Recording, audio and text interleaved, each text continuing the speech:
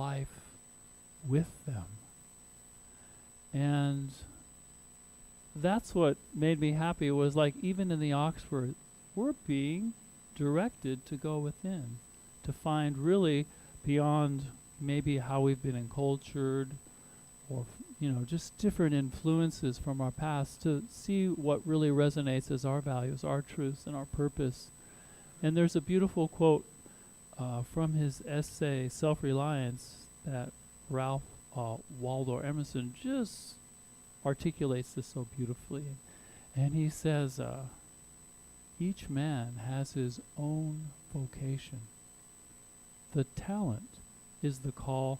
There is one direction in which all space opens to him. He has resources silently inviting him there to endless exertion. He is like a ship in a river. He runs into obstructions on all sides but one. On that side, all obstruction is taken away, and he sweeps serenely into a deepening channel, into an infinite sea. And that just speaks to me of when we really align of what we value and who we really have come to be. And so, how to do that? I think the first section of poems address this, is that first we have to begin with reflection and some honest questions. And then usually at the root of those musings, we discover there is within our being this incredible longing to connect to that source that we came from. So we'll start off in this section just exploring the question and the longing. So this first poem is from Rumi. It's entitled, Who Says Words with My Mouth?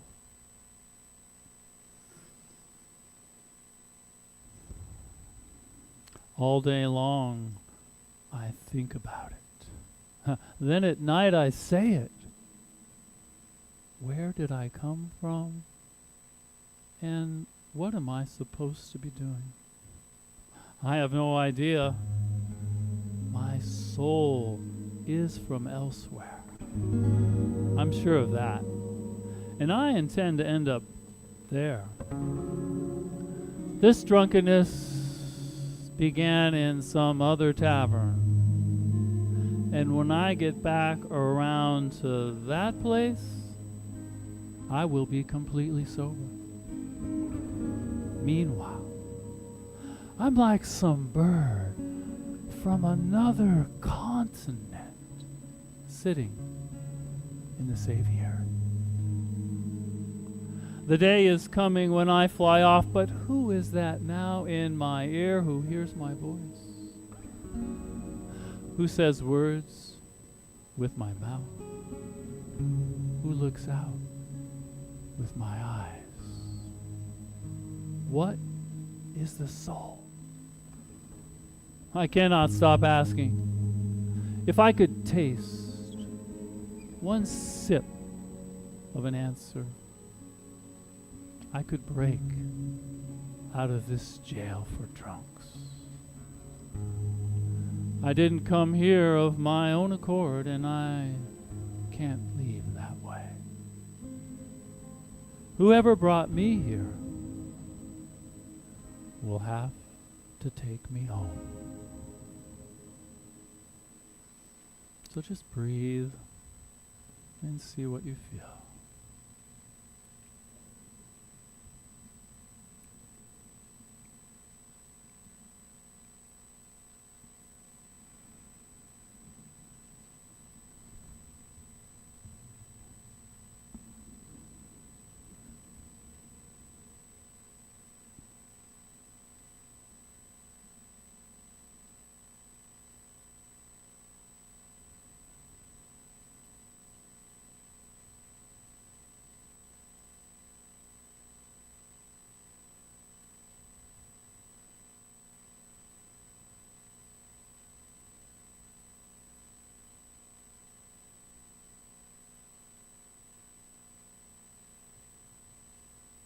This next poem, also from Rumi,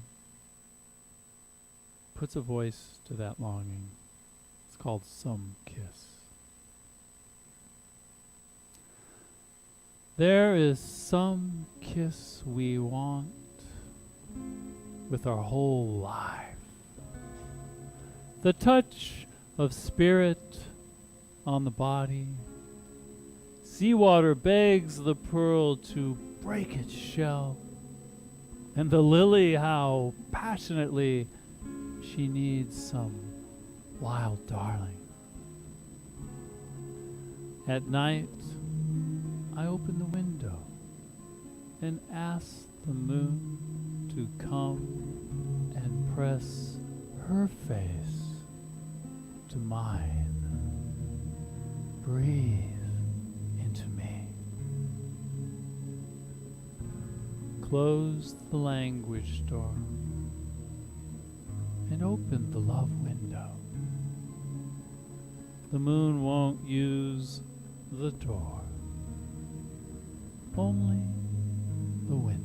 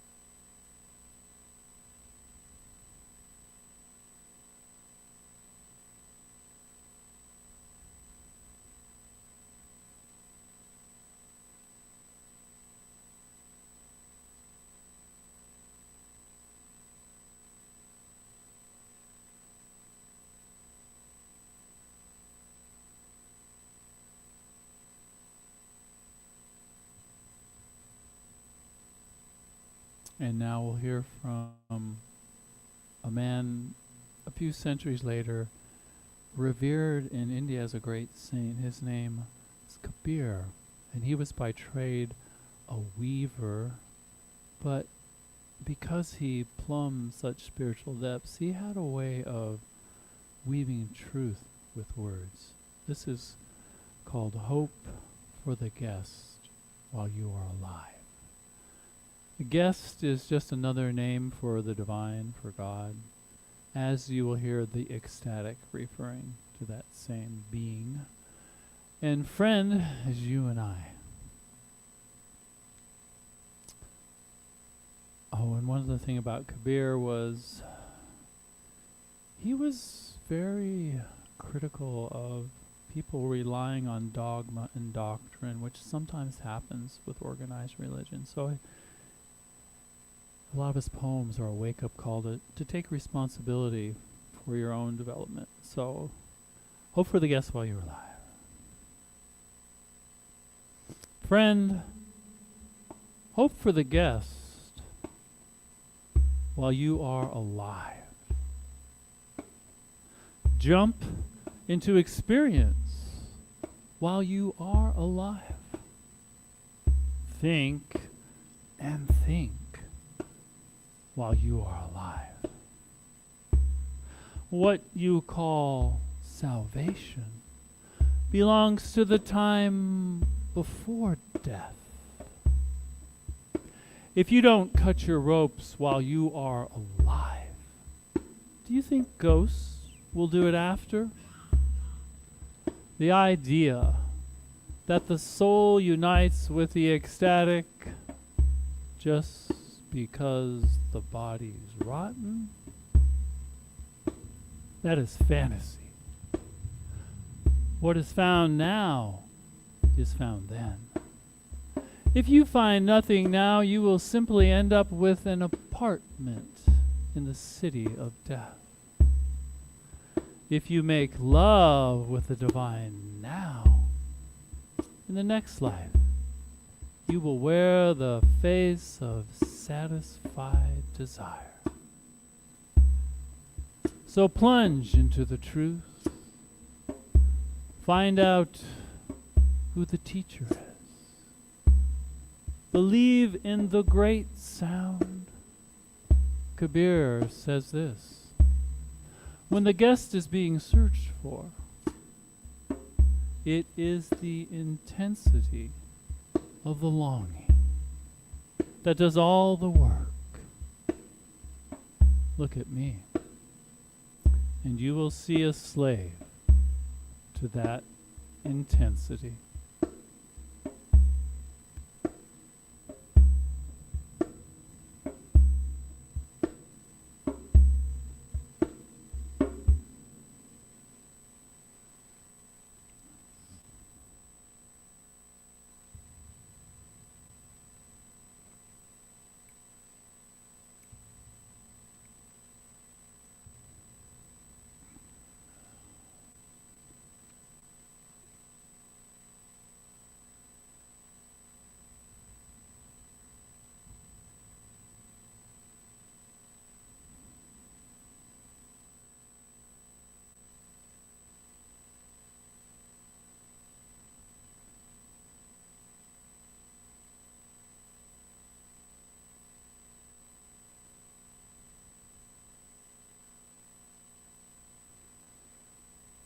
And so that longing pulls us forward if we can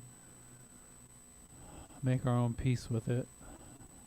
There's even, I think, a sweetness to that feeling of being separate, but knowing there is something more that is calling us. It's really calling us to move beyond the limitations of our mind and ego and to commit to living a spiritually oriented life. This next poem is from Rumi, and it's written as if the divine is speaking to us. It's called Empty. When you're with everyone but me, you're with no one. When you're with no one but me, you are with everyone. Instead of being with everyone, be everyone. When you become that many, you are nothing. Empty.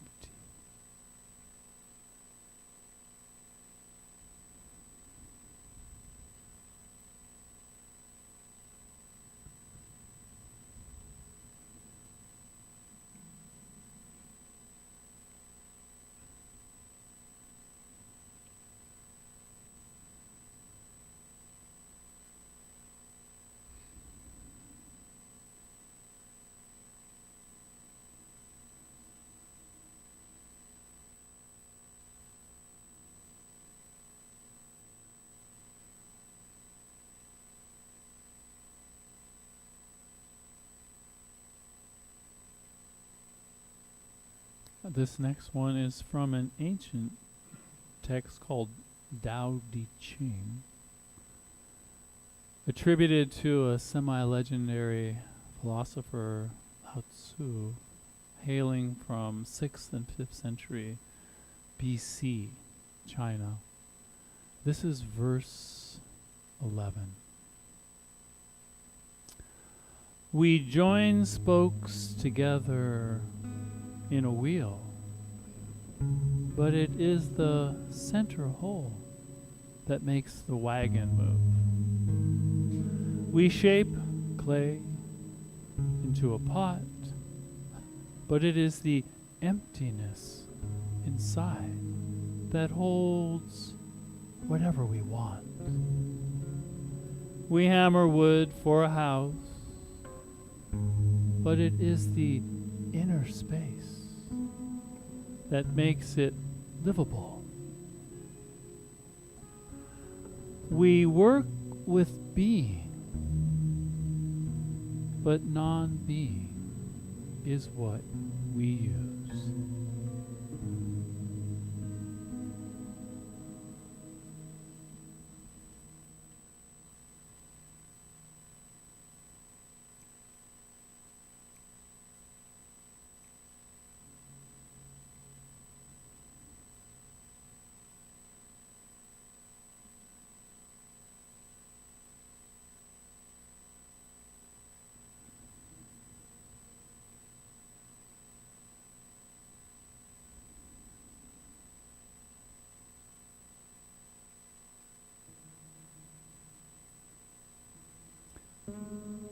This next poem is also from Rumi, and I think in light of what our lives are like these days, you'll be able to identify with it. It's called A Secret to Grasp. Perhaps speaking to really aligning with what's inside. When I run after what I think I want, my days are a furnace of stress and anxiety. If I sit in my own place of patience, that I need flows to me and without pain. From this I understand that what I want also wants me, is looking for me and attracting me. There is a great secret here for anyone who can grasp it.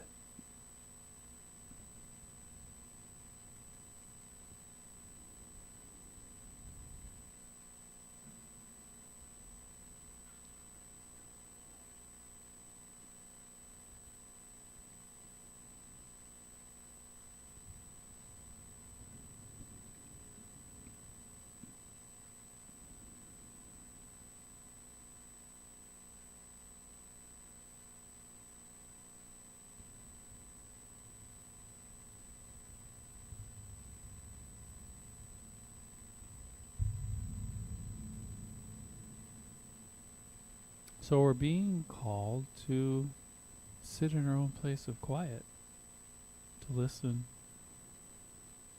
I came across this powerful quote that points in that direction from the English theologian and author C.S. Lewis, where he says,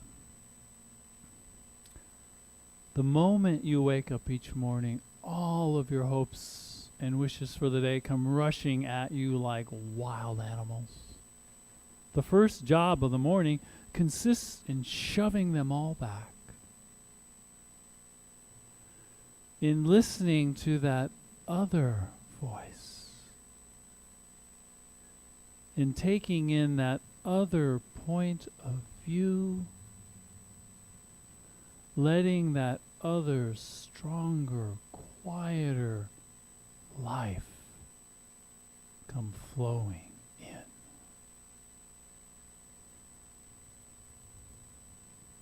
To dig down to what's really meaningful, purposeful, therefore bringing us strength, fortifying, giving us comfort and joy. This next poem is from Rumi, and he's describing such a listening practice called Sama, S-A-M-A, which literally translates into listening. And so the poem will speak for itself. He'll refer to someone named, actually, never mind, that's a different poem.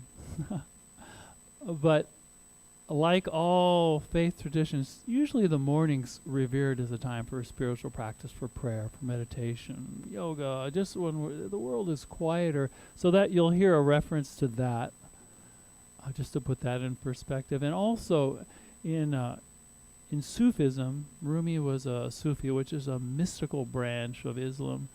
They look at the human being as almost like being a reed flute, this piece of reed that's been cut and hollowed and the holes have been burned into it, and then the breath of spirit moves through it to make music, to make us come alive in a beautiful way. So that's also part of this poem. It's called Listening. What is the deep listening? Sama is a message from the secret ones inside the heart, a letter. The branches of your intelligence grow new leaves in the wind of this listening. The body reaches a peace. Rooster sound comes reminding you of your love for down. dawn. The reed flute and the singer's lips, the knack of how spirit breathes into us becomes as simple and ordinary as eating and drinking. The dead rise with the pleasure of listening. If someone doesn't hear a trumpet's melody, sprinkle dirt on his head and declare him dead.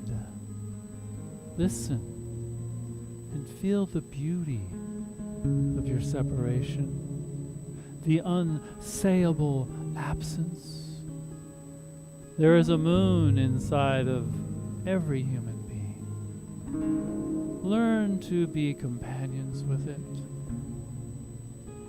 Give more of your life to this listening. As brightness is to time, so are you to the one who talks to the deep ear in your chest. I should sell my tongue and buy 1,000 ears when that one steps near and begins to speak. I should sell my tongue and buy 1,000 ears when that one steps near and begins to speak.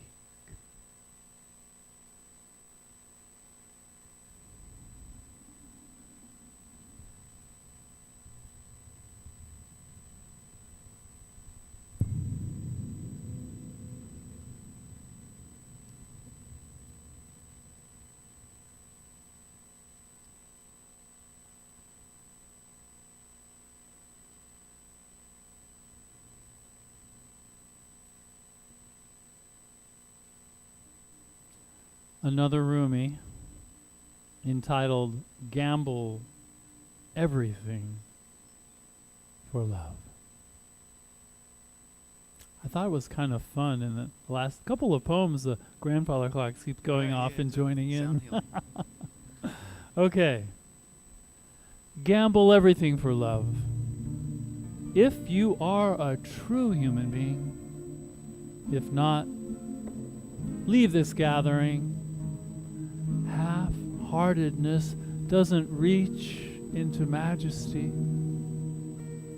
You set out to find God, but keep stopping for long periods at mean-spirited roadhouses. Don't wait any longer. Leave and dive in. Let the sea become you, absent, silent, walking an empty road. All praise.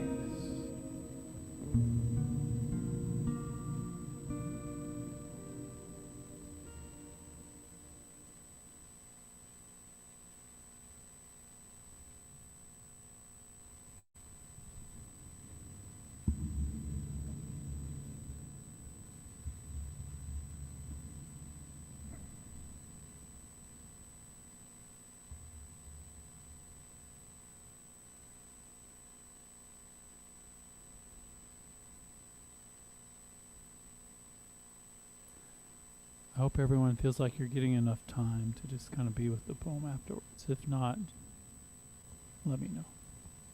This is one of my favorites. It's Rumi again. It's called Sunrise Rumi. Sunrise Ruby. And it's using the metaphor of romantic love, some way for us to relate to this idea of love, of God, of this source energy that we aspire to embody and embrace and really live in our lives. And so look at it from that perspective, that this is a dance between us and the divine. And you'll hear reference to another Sufi prophet that preceded Rumi, I think by 3 centuries. His name was Halaj.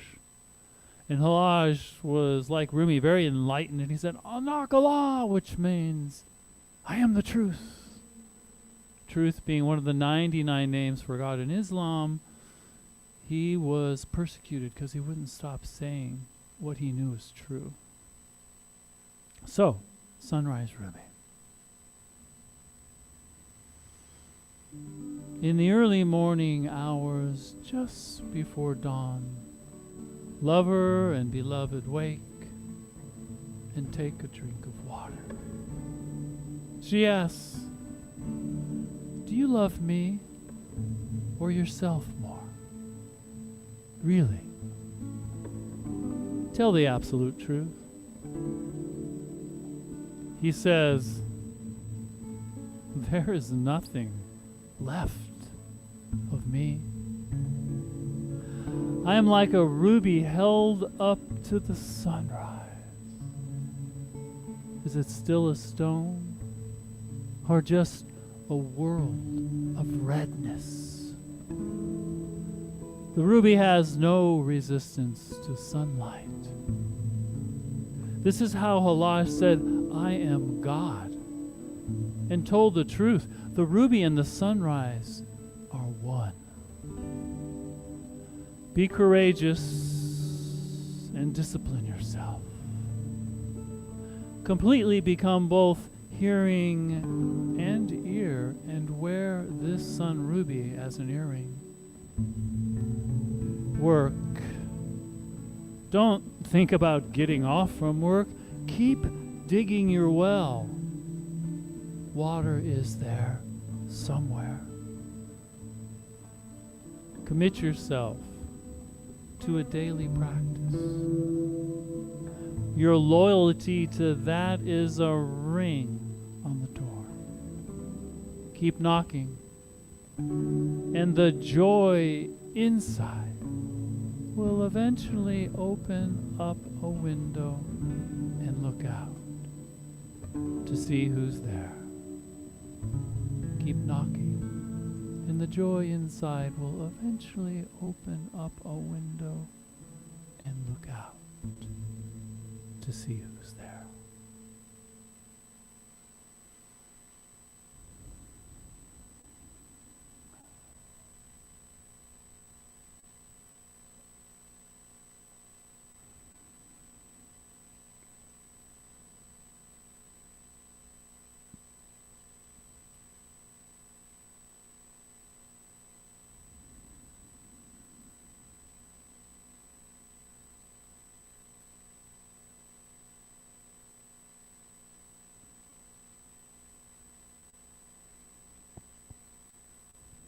And so this next section of poems is articulating what it's like to be committed and what's the result of committing ourselves to spiritual practice, whatever that practice is. And we begin to discover that, as that poem said, what we are seeking is also seeking us, and really willing to inhabit us with an amazing full experience of life, so we may be lit and light others. And another quote that I just love that really speaks to this idea of commitment is from Johann Wolfgang von Goethe. And he says it like this: the moment one definitely commits oneself, then providence moves too. All sorts of things begin to occur to help one that would never otherwise have occurred. Unforeseen incidents, meetings, and material assistance that no man could have imagined would come his way.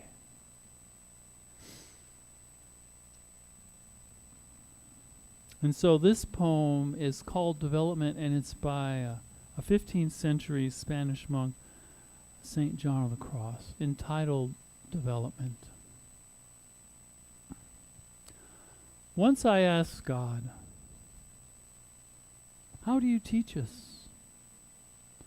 And God replied, if you were playing chess with someone who had infinite knowledge and infinite power, and who wanted to make you a master of the game, where would all the chess pieces be at any given moment? Indeed, not only where he wanted them to be, but where each would be best for your development. And that is every situation of one's life.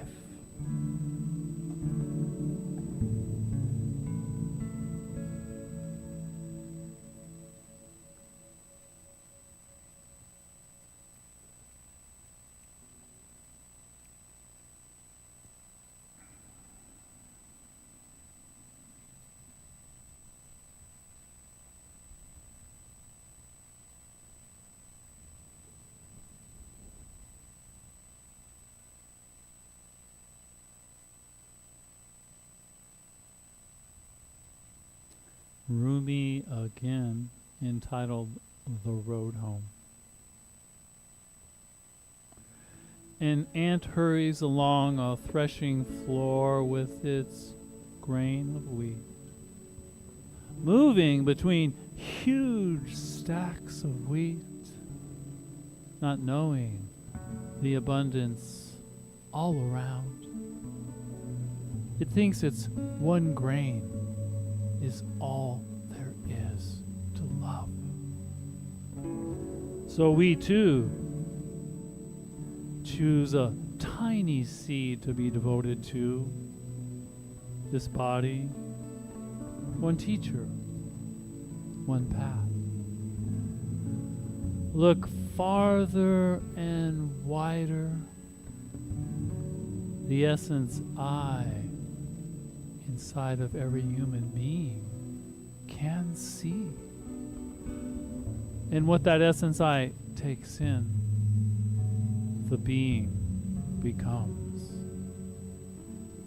Solomon, Saturn. The ocean pours through a jar, and you might say it swims inside the fish. This mystery gives peace to our longing and makes the road home, home.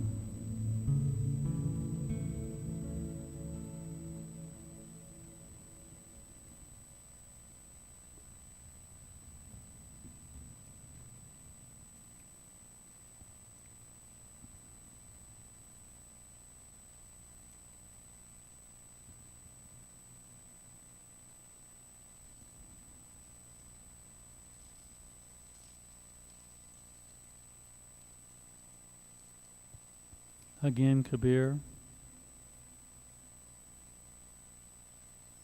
entitled, Are You Looking for Me? And like that Rumi poem, this is the divine, this is God talking to us.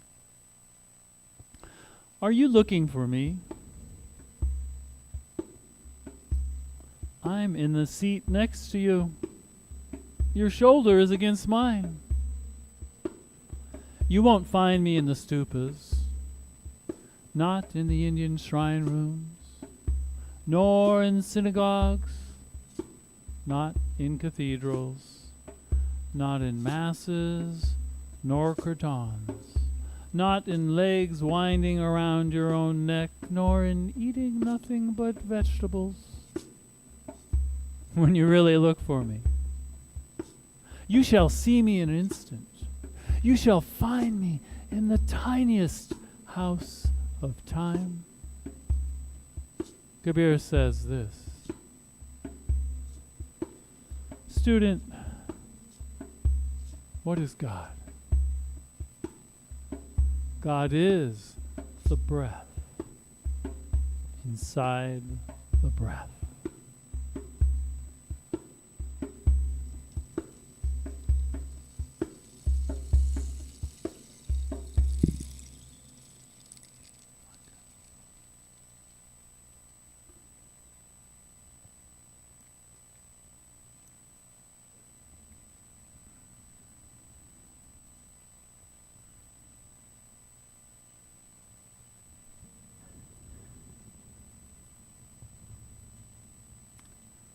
And this final section of poems, sort of the culmination of our path unfolding, each of our paths in its own unique way, each divine, where our own truth can speak through us, where we really are greatly strengthened and find our lives to be the experience of joy, something that lasts beyond all the vicissitudes of happiness and sorrow, something that we know in a deep way.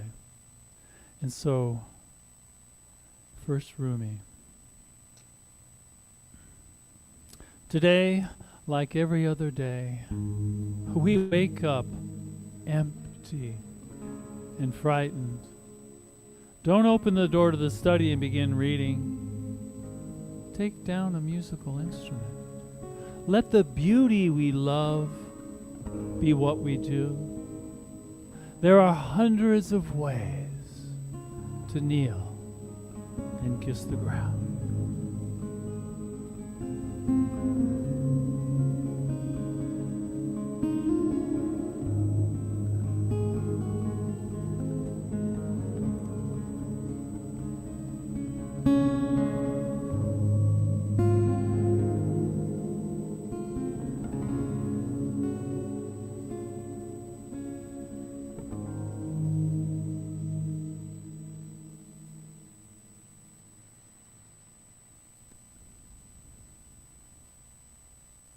And again, from the Tao Te Ching, verse 10. Can you coax your mind from its wanderings and return to the original oneness? Can you let your body be as supple as a newborn child's? Can you cleanse your inner vision until you see nothing but the light? Can you love people and lead them without imposing your will? Can you deal with the most vital matters by letting events take their course?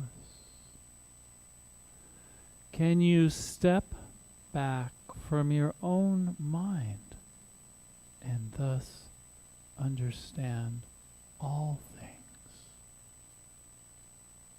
To give birth and nourish, to have without possessing, to act with no expectations, to love without trying to control. This is the supreme virtue.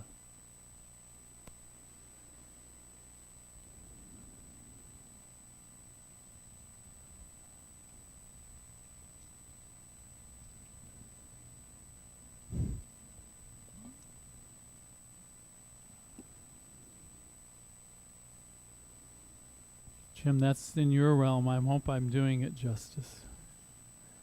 Thank you. Okay, and finally a poem I wrote to conclude, just describing my own journey, called Body of Spirit. A babe was I, naked, tender, bare. My mother's arms, her supple breasts, were all my pleasure there. Her body, the universe from which I was born.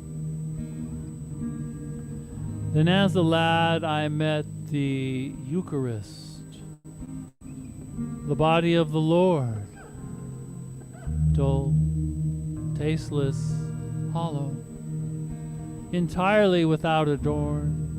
Chew, consume, swallow, did I of him that distant hallowed mourn.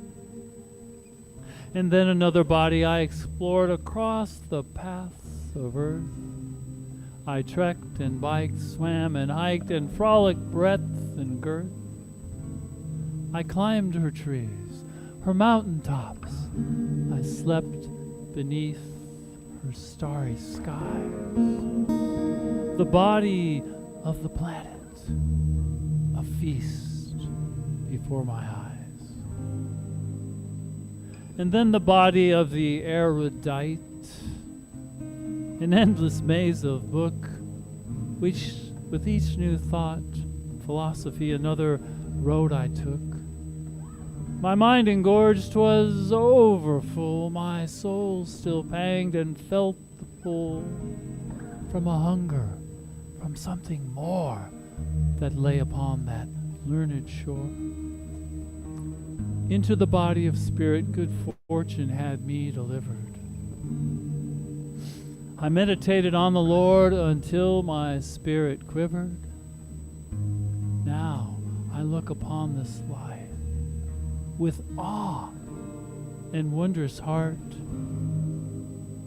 and feel the beauty of the one within each separate part. Now I look upon this life with awe and reverent heart, and see the beauty of the all within each separate part.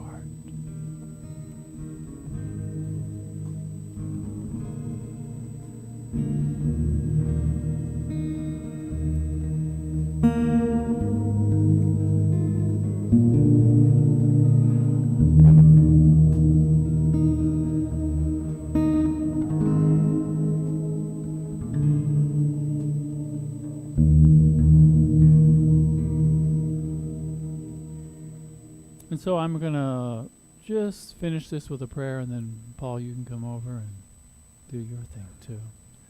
So just knowing that as we come together, there is a unity. This is community. And that whatever we have come for somehow is stirring and awakening in our hearts. And that we are nourished by these truths that spoken by the ancient but live already so alive and willing in our heart.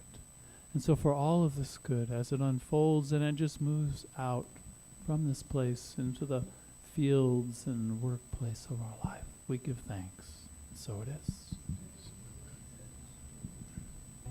And so, wow, let's give our practitioner, Craig Lozzi, and the music a big round of applause.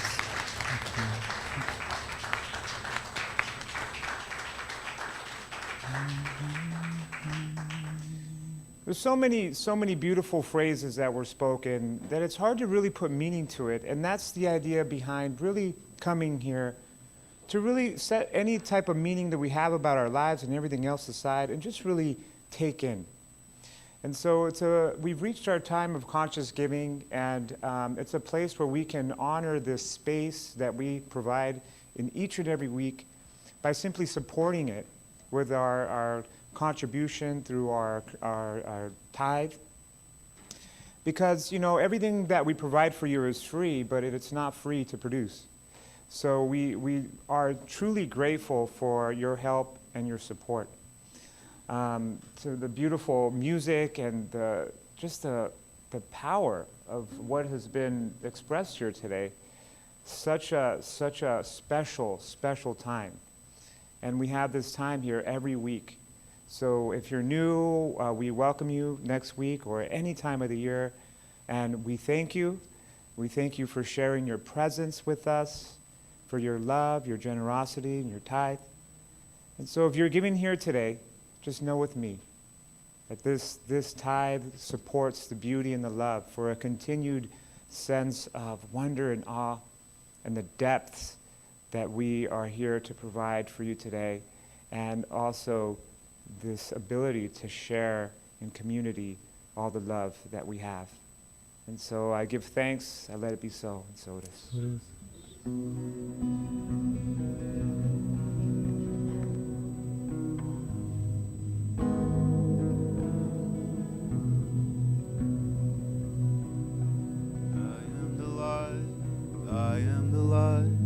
I am the light in this world. I am the light. I am the light. I am the light in this world. And we shine, and we shine, and we shine so bright. And we shine, and we shine, and we shine so bright.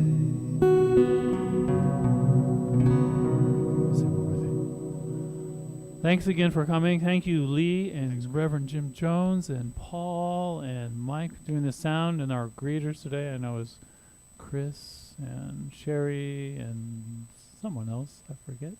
And I wanted to say I've collected all the poems in a little pamphlet, so if you want one, I'll give you one at the end. You can revisit them and have fun. So just benediction, a good word that we just leave here in peace, concluding a year, beginning a new year, just with this inspiration and desire to live life fully, live life from our spirit. And for this we are grateful and we give thanks, and so it is. Should old acquaintance be forgot and never brought to mind? Should old acquaintance be forgot for Thanks, old lang syne?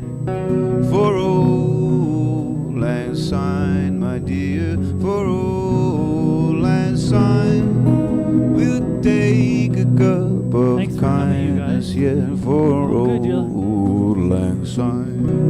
13th And century. surely you buy your pint cup, and surely I'll buy It's mine. amazing how he's We'll drink a cup I don't of think so. kindness, He was married, he had yet children, forsake but he of did old have lang a syne. spiritual For companion who he was like old super lang close to. syne, Let me do my one dear. thing. I'll For make sure. old lang syne, we'll take a cup of kindness, yet Paul, will in you days let of old lang syne. We Daniel too have paddled Tay, do you want a in the copy? stream from morning sun till dime. The seas between us roared and swelled since days of old lang syne. For Oh, I have some old somewhere, lang yeah. The old syne, ones my that- dear, for old Yeah, they're lang right here. syne. You're We'll welcome, dear. take a cup of kindness, yeah, for old lang syne. For old lang syne, my dear, for old lang syne. We'll take a cup of kindness, yet for days of old lang syne. See you next year, everybody.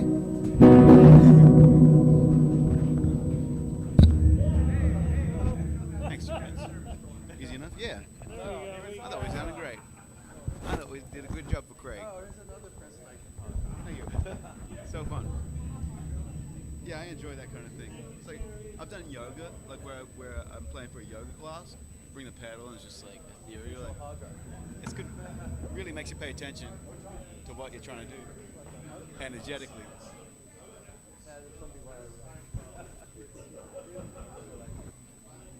They need it.